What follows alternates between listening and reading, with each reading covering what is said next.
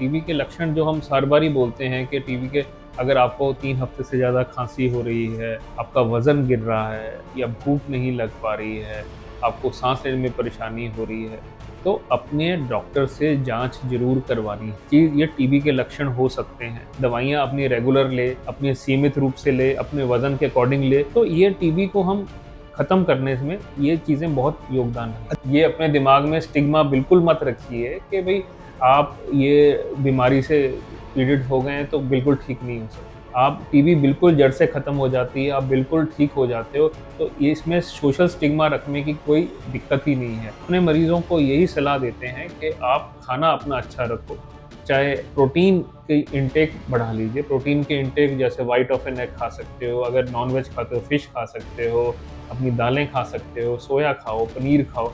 जितना प्रोटीन खा सकते हो उतना खाइए। हमारी तरफ से जितना खाओगे उतना अच्छा दवाई काम करेगी, उतनी जल्दी आपकी रिकवरी होगी। Welcome on Health on Air, sir. नमस्कार sir. India carries the world's biggest burden of tuberculosis. What are the biggest obstacles in eliminating TB in the country? देखिए जो जो हमारे पास सबसे बड़ी ऑब्स्टेकल जो आती है वो लोगों की एजुकेशन है। जो लोगों को जानकारी नहीं होती, लोग अपनी ट्यूबरकुलोसिस को छुपा कर रखते हैं, बताते नहीं। तो इशू यही होता है कि वो बीमार होते हैं फिर भी वो डॉक्टर के पास नहीं जाते। वो एक समूह में जाते हैं जहाँ वो टीबी और फैलाते हैं, तो इससे टीबी का नियंत्रण करने में हमें मुश्किल हो जाती है। दूसरी चीज़ है कि भई जो हमारी जो बीमारियां हैं जैसे कि डायबिटीज़ है, एचआईवी है, इम्यूनो कॉम्प्रोमाइज़ स्टेटस है, तो ये चीज़ें भी बढ़ती जा रही हैं हमारे देश में। तो इसकी वजह से भी हमारी इम्यूनिटी कम होती जा रही है, हम एट रिस्क हो जाते हैं इन्फेक्शन के लिए, और इससे हमारा जो कंट्रोल होता है ट्यूबरकुलोसिस पे वो भी कम होता जा रहा है। Acha, India has set a target to eliminate TB by 2025, but now it has been extended to 2030. So, do you think that this goal is achievable and what more needs to be done? देखिए हमारी सरकार ने जो target एक निर्धारित किया था कि हम जो टीबी का इंसिडेंस है वो 80% तक कम कर देंगे। हम जो टीबी की वजह से जो मोर्टेलिटी होती है वो 90% तक कम कर देंगे। अभी तक हम 16% तक हम इंसिडेंस कम कर पाए हैं, 18 से 20% तक मोर्टेलिटी कम कर पाए हैं, और इस टारगेट को हमने बढ़ाकर 2030 तक कर दिया है। तो सरकार अपनी तरफ से कदम ले रही है, जिस तरह के भई सबसे इम्पोर्टेंट चीज़ होती है कि भई लोगों को जानकारी देना, जो टीबी पेशेंट्स हैं उनको सपोर्ट देना। तो उन्होंने भी कुछ परियोजनाएँ लॉन्च की हुई हैं, जैसे होती है कि निक्षय पोषण योजना है, जिसमें सरकार टीबी के पेशेंट को ₹500 पर महीना देती है कि वो अपनी न्यूट्रिशन अब का तो पैसा ध्यान, बढ़ भी गया शायद वो अपनी न्यूट्रिशन का वो ध्यान रख सकें, है ना? अपने सेहत का ध्यान रख सकें, दवाइयाँ अपना रेगुलर ले सकें। फिर अब उन्होंने कुछ योजनाएँ ऐसे प्रधानमंत्री टीबी मुक्त योजना भी, भारत योजना भी बना रखी है, जिसमें उन्होंने निक्षय मित्र बना लिए हैं। जो निक्षय मित्र हैं, वो जनरली लोग ऐसे इन्फ्लुएंशियल लोग हैं, एमएलएज़ हैं, एमपीज़ हैं और गवर्नमेंट सर्वेंट्स हैं जो हायर रैंक में हैं, कि वो टीबी के मरीज़ों को सपोर्ट देंगे, न्यूट्रिशनली भी, एजुकेशनली भी, अवेयरनेस के हेतु भी। तो ये अब जो हम देख पा रहे हैं कि भी लगभग 1.5 लाख के आसपास लोग जो है निक्षय मित्र एनरोल हुए हैं, और उन्होंने 11.5 लाख टीबी मरीज़ों को एक तरह से उन्होंने अडॉप्ट कर लिया है। उनको न्यूट्रिशन का ध्यान रख रहे हैं, उनको ड्रग किट्स प्रोवाइड करते हैं, उनको एजुकेशन देते हैं कि भई अपनी दूसरी बीमारियों को नियंत्रित रखना है, अपनी दवा एक निर्धारित समय पे लेनी है कि जिससे आप टीबी से मुक्त हो सकते हैं। अच्छा, कई मामलों में टीबी का पता देर से चलता है। समुदायों में जागरूकता और जल्दी पहचान कैसे बढ़ाई जा सकती है? देखिए, सबसे इम्पोर्टेंट चीज़ यही है कि भई हमें सब लोगों के बीच में अवेयरनेस पैदा करनी है। चाहे सोशल मीडिया से करें, चाहे अपने दोस्तों के हेतु करें, चाहे न्यूज़पेपर से करें, चाहे मैगज़ीन से करें कि टीबी के लक्षण क्या हैं। टीबी के लक्षण जो हम हर बार ही बोलते हैं कि टीबी के अगर आपको 3 हफ्ते से ज़्यादा खाँसी हो रही है, आपका वज़न गिर रहा है या भूख नहीं लग पा रही है, आपको साँस लेने में परेशानी हो रही है, तो अपने डॉक्टर से जांच ज़रूर करवानी है। ये टीबी के लक्षण हो सकते हैं, और टीबी के लक्षणों की वजह से आप बीमार पड़ सकते हो, आपकी सेहत खराब हो सकती है, आपका वज़न गिर सकता है। तो ये तो एक अवेयरनेस हेतु है। अब हम ये सोचते हैं कि भई हम इसको कैसे रोक सकते हैं कि एक्टिव केस फाइंडिंग, जो हमारे पास आजकल नए-नए पीसीआर टेस्ट आ गए हैं, एम्प्लीफिकेशन न्यूक्लिक एम्प्लीफिकेशन टेस्ट आ गए हैं, एआई इंड्यूस्ड एक्स-रेज़ आ गए, जिससे हम फटाफट पता कर सकते हैं कि भई किस तरह हम टीबी का जल्दी पकड़ सकते हैं। तो अर्ली डिटेक्शन भी इसमें बहुत इम्पोर्टेंट रोल करता है। और तीसरी चीज़ मैं यही कहूँगा कि आपका एक जो ड्रग्स हैं वो आराम से मिलना, एक सरकारी, अगर मैं बोलता हूँ कि सरकारी डिस्पेंसरी में आराम से आपको किट मिल रही है, या अगर आप प्राइवेट में भी ले रहे हैं तो नोटिफिकेशन हो और वो पेशेंट दवाइयाँ अपनी रेगुलर ले, अपनी सीमित रूप से ले, अपने वज़न के अकॉर्डिंग ले, तो ये टीबी को हम ख़त्म करने में ये चीज़ें बहुत योगदान रही। अच्छा, टीबी के कई मरीज सबसे पहले निजी डॉक्टरों के पास जाते हैं। राष्ट्रीय टीबी नियंत्रण कार्यक्रम में निजी डॉक्टरों की क्या भूमिका होनी चाहिए? सर देखिए, आजकल जो सरकार ने बहुत अच्छा चीज़ें लॉन्च की हैं कि उन्होंने निश्चय आईडी सब पेशेंट्स की मांगते हैं। तो हम एज़ अ प्राइवेट प्रैक्टिशनर्स, हमारी भी ज़िम्मेदारी रहती है कि हम अपने टीबी के मरीज़ों को एक निश्चय आईडी प्रदान करें। उनका एक हम पोर्टल है जिसमें हम उनको एंट्री उनकी कर देते हैं कि भई वो एक प्रोग्राम के अंडर नोटिफ़ाइड हो जाएँ। दूसरी चीज़, हम प्राइवेट पब्लिक पार्टनरशिप्स भी आजकल हो रही हैं। मेडिकल कॉलेजेस भी बहुत एनरोल हो रहे हैं जहाँ पे टेस्ट आराम से हो जा रहे हैं, क्योंकि कुछ-कुछ, जैसे हम दिल्ली में रह रहे हैं तो यहाँ पे लोगों को इतनी दिक्कत नहीं है, बट ग्रामीण इलाकों में ये चीज़ें बहुत मुश्किल से मिलती हैं।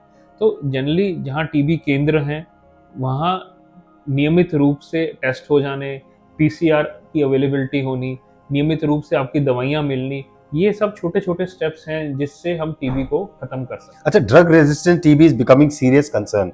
How can India address this growing threat? देखिए, ड्रग रेजिस्टेंट टीबी जो देखा जा रहा है कि लगभग नए केसेस में 2.5% होती है और प्रीवियसली ट्रीटेड केसेस में 13% होती है। तो हमें यही ध्यान देना है कि जो पेशेंट्स हमारे टीबी का ट्रीटमेंट ले रहे हैं, वो एक पूरे दायरे में लें, ऐसा ना हो कि बीच में छोड़ दें। अगर हम प्राइवेट प्रैक्टिशनर हैं, तो हमें ये ध्यान रखना है कि वो एक तो नोटिफ़ाई हो जाए, दूसरा पूरा अपना जितना 6 महीना है, हमने पेशेंट को बोला है कि भई 6 महीना का ट्रीटमेंट लेना है, वो लेना है। अपने खाने का ध्यान रखना है। अब जनरली ये लोग होते हैं कि भई आजकल हम सरकार हमारी इस पे भी बहुत केंद्रित कर रही है कि भई कॉन्टैक्ट्स का भी बड़ा ध्यान रखना है, कॉन्टैक्ट्स के लिए भी टीबी का इलाज दिया जा रहा है। तो जो ड्रग रेजिस्टेंट वाले टीबी, जो सबसे कॉमन कॉज़ यही माना जाता है कि वो अपना ट्रीटमेंट इलाज पूरा तरह नहीं लेते हैं। तो वो पूरे निर्धारित समय पे लें, ठीक ड्रग डोजेज पे लें, तो ये टीबी ड्रग रेजिस्टेंस का जो प्रेवलेंस है वो कम हो जाएगा। दूसरी तरफ जो पेशेंट्स जिनका नया टीबी, न्यूली डिटेक्टेड पेशेंट्स होते हैं, उनका आपका डायग्नोसिस बहुत समय पे हो जाए। जैसे हमारे पास आजकल पीसीआर हैं, न्यूक्लिक एसिड एम्प्लीफिकेशन टेस्ट हैं, जो हमें 2 दिन में ये रिपोर्ट दे देते हैं और हमारे पता लग जाता है कि ड्रग रेजिस्टेंट टीबी है कि ड्रग सेंसिटिव टीबी है।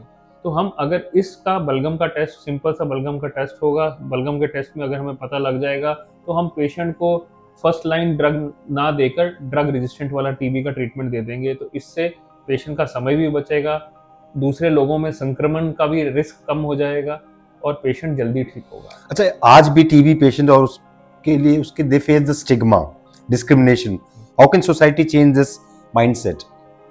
देखिए, आजकल यही चीज़ है कि हम काफ़ी पेशेंट्स हम देख रहे हैं कि भई लोगों को बीमारियां बहुत बढ़ रही हैं, और जैसे जैसे टेक्नोलॉजी का यूज़ हो रहा है, कैंसर का भी बहुत जल्दी जल्दी डायग्नोसिस हो रहा है। तो हम तो यही पेशेंट को यही समझाते हैं, देखिए टीबी ट्रीटमेंट लेंगे तो बिल्कुल ख़त्म हो जाएगी। ये अपने दिमाग में स्टिग्मा बिल्कुल मत रखिए कि भई आप ये बीमारी से पीड़ित हो गए हैं तो बिल्कुल ठीक नहीं हो सकते। आप टीबी बिल्कुल जड़ से ख़त्म हो जाती है, आप बिल्कुल ठीक हो जाते हो, तो ये इसमें सोशल स्टिग्मा रखने की कोई दिक्कत ही नहीं है। आप उनको देखिए जो कैंसर से पीड़ित हैं, जो आजकल कीमोथेरेपी भी आ गई, बट उनका इलाज कितना लंबा चलता है, फिर रिकरेंस का डर रहता है। अगर आप जो अपने से ज़्यादा बीमार वाले लोगों को देखोगे, तो आपको ठीक लगेगा कि हाँ, मैं ठीक हो सकता हूँ। अपने मन में एक निश्चय बना लीजिए कि मैंने खाना अच्छी तरह खाना है, दवाई नियमित रूप से खानी है, जितना डॉक्टर बोलता है कि 6 महीना लेना है तो लेना है। तो इससे टीबी बिल्कुल जड़ से आपके शरीर से खत्म हो जाएगी। क्या ये छुआछूत की बीमारी है टीबी? देखिए जनरली ये माना जाता है कि जो बलगम वाली टीबी होती है या पल्मोनरी ट्यूबरकुलोसिस होती है, ये एयरबॉर्न इन्फेक्शन है। तो जब आप खांसते हैं तो ये टीबी के कीटाणु हवा में फैल जाते हैं, तो आपके घर वालों के क्लोज कॉन्टैक्ट होते हैं, तो उनको होने का भी रिस्क रहता है। तो हम यही बोलते हैं कि पहले 2 महीने आपने बड़ा ध्यानपूर्वक काम करना होता है। अपने मास्क पहनिए, अगर पेशेंट मास्क पहनेगा तो दूसरे लोगों को ट्यूबरकुलोसिस होने का रिस्क काफ़ी कम हो जाता है। तो अपना नियमित रूप से दवाई लीजिए, तो अपने डोज पे सही डोज पे लीजिए, तो सारी चीज़ें अच्छा, नियंत्रण में न्यूट्रिशन हो जाती प्ले है। important role in TB recovery. How important are nutrition support program for TB patients? देखिए न्यूट्रिशन बहुत अहम रोल होता है इसका, क्योंकि अगर हम अपने पेशेंट्स को, ज़्यादातर लोगों को यही बोलते हैं कि प्रोटीन रिच खाना खाना है। अगर आपकी इम्यूनिटी बेटर होगी तो आपका रिस्पॉन्स अच्छा होगा, दवाइयाँ आपका अच्छा तरह से आपके कीटाणु को ख़त्म करेंगी, दवाइयों के साइड इफ़ेक्ट्स नहीं होंगे। तो हम जो पहले 2 महीने बहुत वो रहते हैं, क्रिटिकल रहते हैं। क्यों? क्योंकि इस दौरान जब भी हम दवाई शुरू करते हैं तो पेशेंट की भूख कम हो जाती है, क्योंकि बीमारी भी अपना प्रकोप कर रही होती है और दवाइयाँ भी स्ट्रॉन्ग होती हैं। तो हम अपने मरीजों को यही सलाह देते हैं कि आप खाना अपना अच्छा रखो, चाहे प्रोटीन की इंटेक बढ़ा लीजिए। प्रोटीन की इंटेक जैसे वाइट ऑफ एन एग खा सकते हो, अगर नॉन-वेज खाते हो फिश खा सकते हो, अपनी दालें खा सकते हो, सोया खाओ, पनीर खाओ। जितना प्रोटीन खा सकते हो उतना खाइए। इसमें हमारी तरफ से कोई प्रतिबंध नहीं होता कि भई आपने ये नहीं खाना। हमारी तरफ से जितना खाओगे उतना अच्छा दवाई काम करेगी, उतनी जल्दी आपकी रिकवरी होगी। अच्छा, स्कूल, कॉलेज और युवा संगठन में टीबी रोकथाम के लिए वो किस तरह से आगे बढ़े, किस तरह से वो इसमें शामिल हो सकते हैं इस मुहिम में? देखिए अवेयरनेस सबसे इम्पोर्टेंट है, अवेयरनेस।